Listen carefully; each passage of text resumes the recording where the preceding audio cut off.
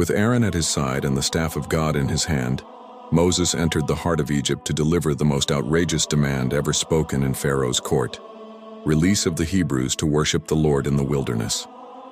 This was no mere request for rest. It was a divine summons, a confrontation between the God of Israel and the gods of Egypt.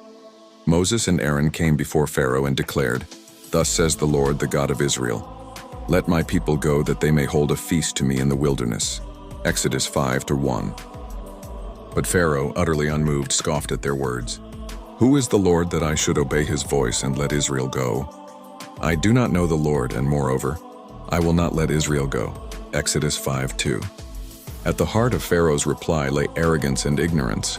He neither knew the God of Israel nor respected his authority.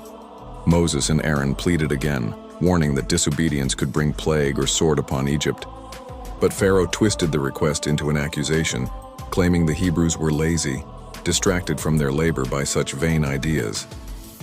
Enraged, he commanded the overseers that very day to burden the people further. No longer would they be given straw to make bricks. They were forced to gather it themselves while still producing the same quota. Exodus 5:7-8. The result was misery. The people scattered throughout Egypt to find stubble for straw, yet their quotas remained burdensome. Taskmasters beat the Hebrew foremen when they failed to meet impossible expectations. Exodus 5:14. When the foreman appealed to Pharaoh, asking why he dealt treacherously with his servants, the king cast the blame back on them. Idleness, not oppression, was the cause. Hardened in pride, Pharaoh dismissed their cries. Crushed under heavier burdens, the Israelite leaders turned against Moses and Aaron.